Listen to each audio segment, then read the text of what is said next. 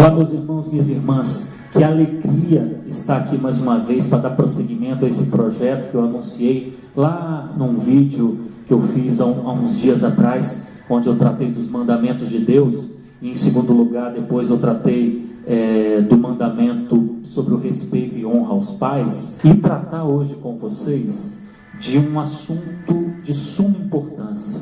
É o 5º mandamento de Deus: não matarás. Ele aponta para o respeito à vida, colocando-a na condição de sagrada, gerada pelo Criador. Ele ataca um dos pensamentos, dos planejamentos mentais e ações mais desejadas pelo espírito do pecado, por Satanás, pelo inimigo de Deus.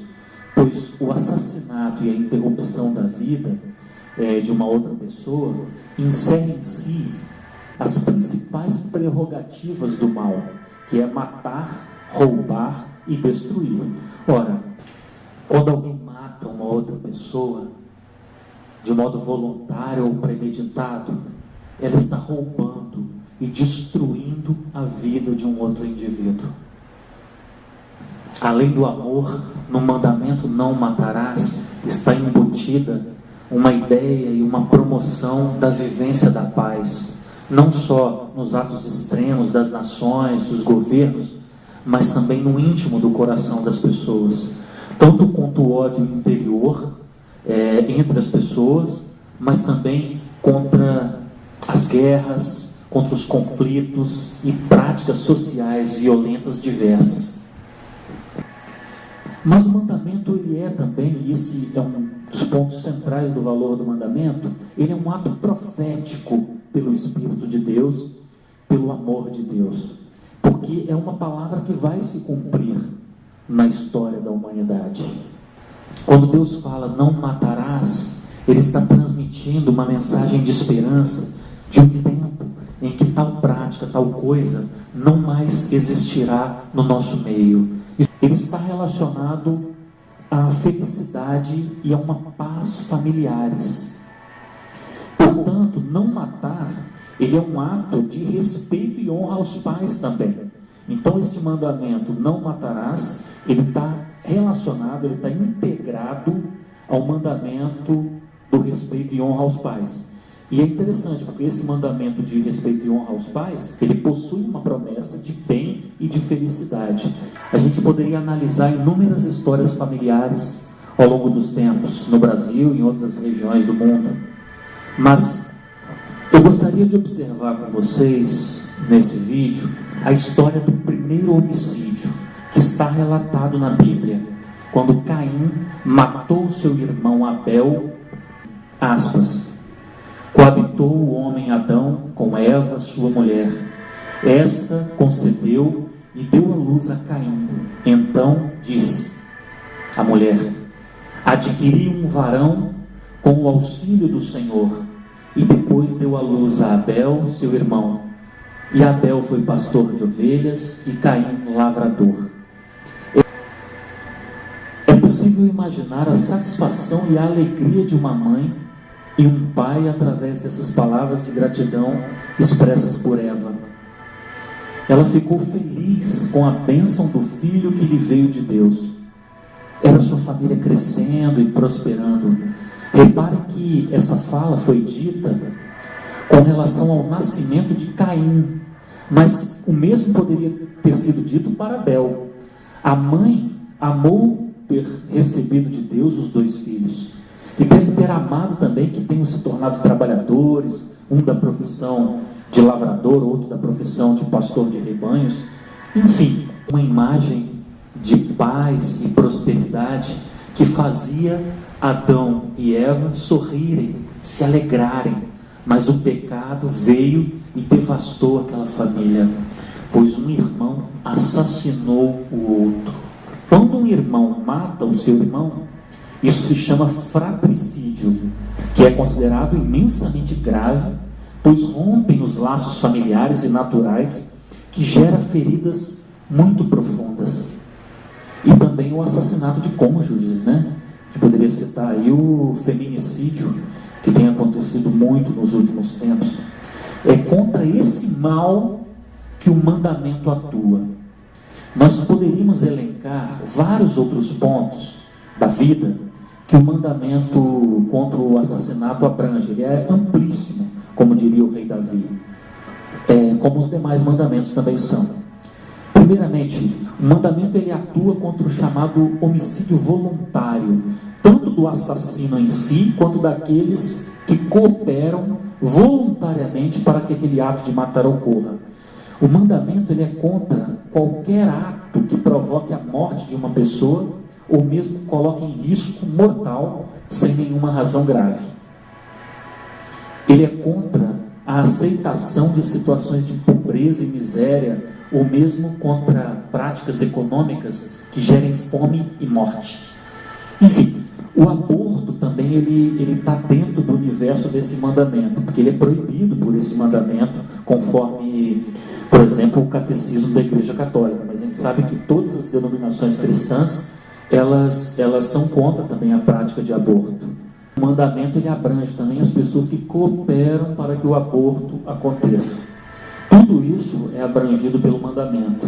Um outro ponto que está na abrangência do mandamento não matarás é a chamada eutanásia, né? Quando se autoriza a pôr fim a uma vida de pessoas com deficiências, pessoas doentes, pessoas moribundas. A eutanásia também é inadmissível pelo mandamento de não matar.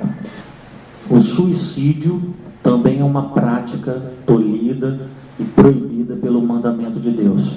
Quando uma pessoa pratica esse ato horrível, ela acaba praticando um ato de matar. Ela não está matando uma outra pessoa, mas está matando a si mesma. Ela está gerando todos os males que a prática de matar gera socialmente, dentro do seio da família. Ela está quebrando todos os vínculos, ela está quebrando todas as relações. Então, quem pratica o suicídio ofende e peca contra o amor a si mesmo e também ao próximo e também a Deus. Os sequestros e terrorismo, quando ocorrem ameaças e terror com base em violência psíquica, física, eles também são anulados pelo poder do mandamento. Sequestro e terrorismo. A tortura é algo também abordado, abrangido pelo mandamento de não matar, porque a tortura ela flerta com o assassinato, porque quem está sendo torturado está ali sendo ameaçado de morte se não falar determinada coisa ou se não fizer determinada coisa. E é por meio do mandamento não matarás que as guerras e conflitos internacionais de toda espécie também são evitadas e combatidas.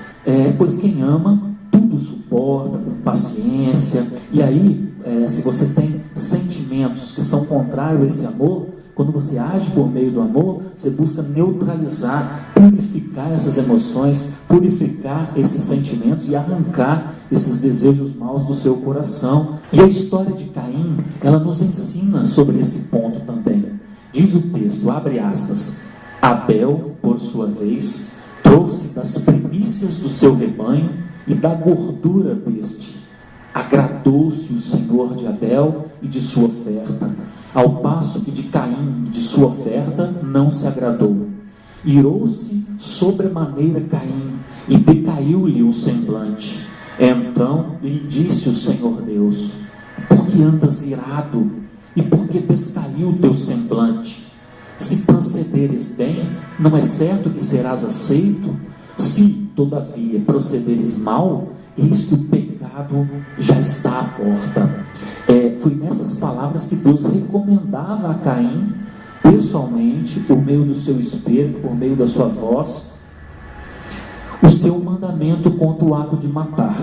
Mandava a Caim não se recair na ira e no procedimento mau, pois era o pecado que estava batendo na porta do seu coração.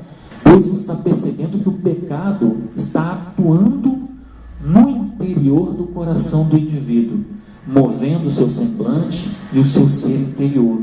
E esses sentimentos maus, se não fossem dominados, o pecado moveria o corpo de Caim, como de fato aconteceu. E Deus disse, Se todavia procederes mal, eis que o pecado jaz à porta. O seu desejo, o desejo do pecado, será contra ti, mas a ti, Caim, cumpre dominá-lo.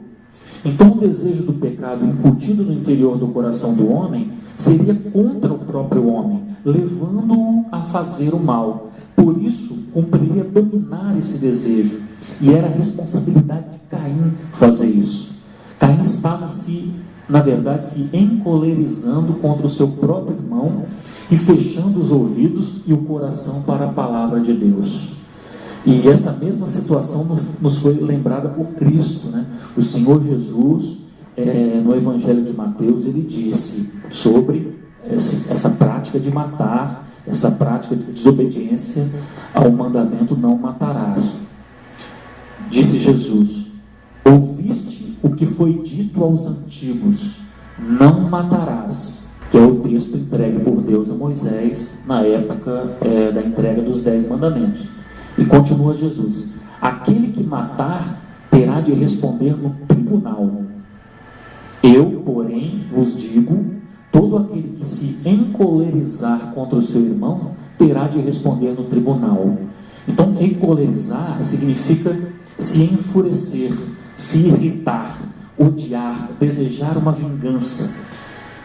E isso não é sábio, pois o sábio, ele é cauteloso e desvia-se do mal, mas o insensato encoleriza-se e dá-se por seguro, como diz o santo provérbio. O que o Senhor está querendo dizer? É que a prática de matar, ela é condenável, você vai ser julgado por ela, você pode ser preso, em algumas leis você pode ter pena de morte, como já foi no passado, em algumas regiões na atualidade.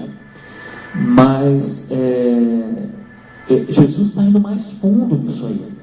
Ele está indo lá na origem da prática de matar. Quando a pessoa se encoleriza contra o seu irmão, quando ela se ira, quando ela odeia, quando ela busca uma vingança com aquela pessoa.